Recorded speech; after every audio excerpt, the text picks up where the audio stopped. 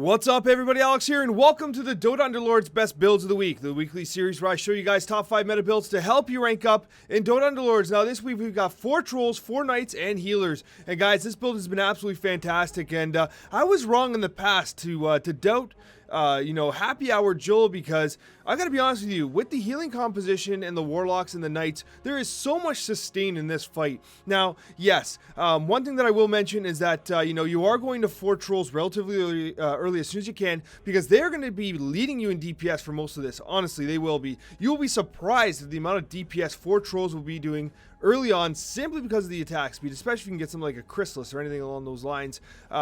Even Claymores can be useful in 4 troll builds because of the raw attack speed.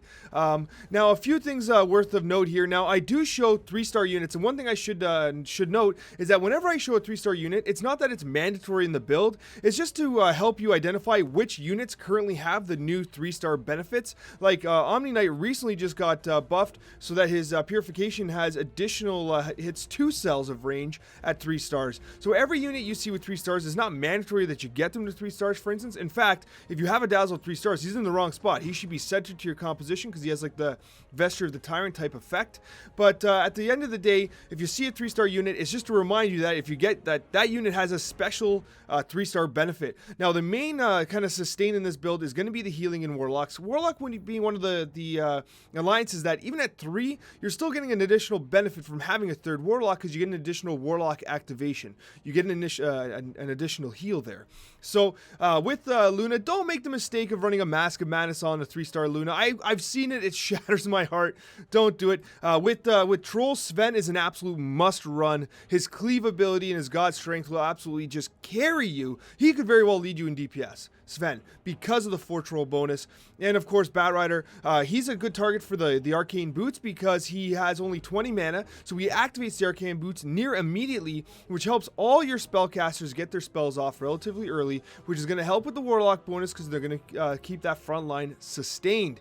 A fantastic build, and one that has been leading the current meta. And for the second build of the week, we've got Hunters, Warriors, and Heartless. This build is one of the ones that kind of, I wouldn't say I recommend you get to 10, but you do get an additional power spike at 10 by getting someone like Lich in there. Once you get Lich in there, what you're going to see here is you're going to see an additional power spike because of the additional Heartless benefit. That extra, armor removed is really going to help. You are hopefully running Enthrall and Essex because the armor reduction is just basically gravy on top of the Enthrall armor reduction. Plus, you're running a whole bunch of ranged units. Remember, Terrorblade becomes ranged as well. Now, with regards to the actual units that you're finding here, I do recommend you swap Wind Ranger out for Mirana. The build is tight enough that you don't really benefit from running both Wind Ranger and Mirana, provided you have the right pieces in play. I do think that Terrorblade is better than Wind Ranger in this build. His 3-star effect, by the way, will help you counter Warlocks, but you're not banking on a 3-star Terrorblade. He is A-okay at 2 stars. You got your Slardar, who's a relatively uncontested warrior. Very achievable to get him to 3 stars. He's going to be bashing everybody, especially with the Moonshard there. And of course, Tidehunter with a Refresher Orb. Tidehunter is an absolutely top tier unit, perhaps one of the best units in the entire game right now. And getting him a Refresher Orb gives your team such a huge advantage, especially when you consider the amount of additional health he has thanks to the warrior bonus. And of course, you got your Pudge. And what you're doing here is you're really sustaining, you're protecting your squishies here while you allow the Heartless and the Hunters to do their DPS. In this build, you can only get to 3 Hunters. If you get a Antlers, you could totally throw Antlers up on someone like Slardar. He does great DPS. But overall, it requires a little bit of finesse because you're also getting your scaled bonus, which is going to help counter the Mages ever so slightly, because Mages are still top tier. We're going to talk about them soon. And overall, a very good, well-balanced build that is going to really help you in this current meta. All right, so I hinted at Mages being back, and here we are. Mages, absolute beauties. Mages are really consistent. I've been having a ton of fun with Mages, and what you're looking at here is you're looking at units once again that all do magic-based damage. Even the Ravage of Tidehunter, the Static Storm of Disruptor. Disruptor is a must-add, by the way. He's been absolutely unbelievable in the current meta, especially when you're considering the amount of, we're still seeing spirits and we're still seeing some Druid Summoners, which I really do like, by the way. But what you're doing here is you are positioning them in a way. We got a bit of a slanting kind of setup here. The reason for that is because you want to keep everyone safe, but at the same time, you want them to target on Tidehunter Hunter first, activate the Static Storm, and then if we take any damage from Morphling, he'll jump away. If you take any damage from the Storm Spirit, he'll kind of ball lightning away. And then, you know, you want the Shadow Fiend and the Razor as centralized as you can. Realistically, you want Shadow Fiend a little more centralized than Razor, because Razor's Plasma Field will still do a nice arc-based damage.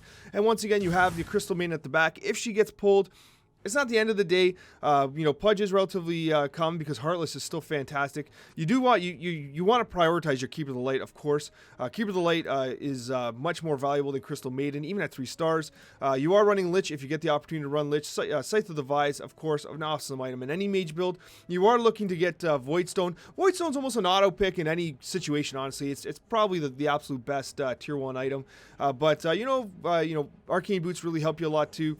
But at the end of the day, I think that one of the real stars here is Friendly Fire Hobgoblin. Friendly Fire Hobgoblin, you have to remember that Friendly Fire does get the benefit of the 6 Mage bonus, and the result of that is that Friendly Fire Hobgoblin may very well lead you in DPS every single fight, simply because of the amount of extra damage being applied by that Mage bonus. A truly remarkable build. Alright, now I think that people have been sleeping on Heartless Hunters, I gotta be honest with you, because Heartless Hunters are still fantastic, and this build is one of the ones that, you know, it flies under the radar, because when you run these 2 druids here, especially in Heartless Hunters, a lot of people, they try and get to like 6 Heartless, and yeah, that's cool, right? I'll take 6 Heartless any day of the week, but realistically, you set up a situation where you get these 2 druids, these absolutely beautiful 2 druids here. Remember, Treant has a 3-star effect where he's going to apply additional armor. If you have a 3-star Luna, you want her with a Moon Shard, you want her up front here within 2 cells of basically everyone, so she can eclipse properly. If you do not have a, you know, a 3-star Luna, she can go back there, you can protect her a little bit.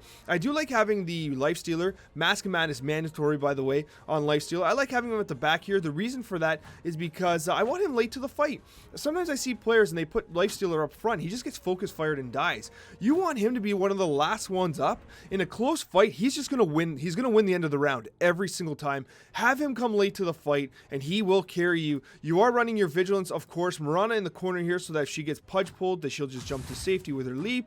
You are running a Essex here. Enthrall, ideally, because of the ability for your team to focus fire, especially with the Desolator effect. So Withdraw Ranger Desolator is an absolute must pick up. And because with your Vigilance, you're just applying the Desolator effect and that negative armor to every single unit you target. It's fantastic. And then remember, Enthrall also reduces armor. Heartless also reduces armor. So you got like tons of armor reduction here. This is such a good build. And of course, for your Archer here, you are anticipating the Abaddon to step forward here. Now, if you wish to take advantage of the Knight Alliance, you can adjust it so that the 2 knights are together.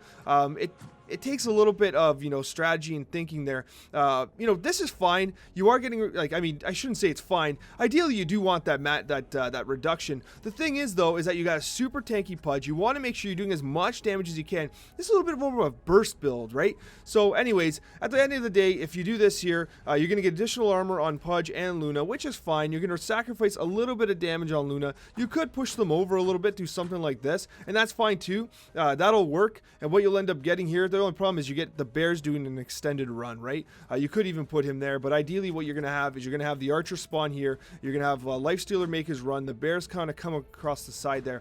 It's up to you. It's up to you. For me, I often, you know, I do like having that additional night damage reduction. It does help, but when you're running a 3-star Luna, you want to make sure you are taking advantage of every single Eclipse Beam you can. One of the builds that got a shadow buff after the nerf to Brawnies was Spirits. The reason for this is because now Delta Slamming, which had its damage reduced, couldn't really compete with Brawnies because you just didn't do enough damage. You couldn't take those Brawnies down. So you were forced to really build towards getting Voids every single time you ran Spirits. You could not just run Spirits. But now the Brawnies are a little less popular, which are still pretty good, by the way. But now that they're less popular, you get the chance to do this absolute nonsense where you run things like 3 Storm Spirits.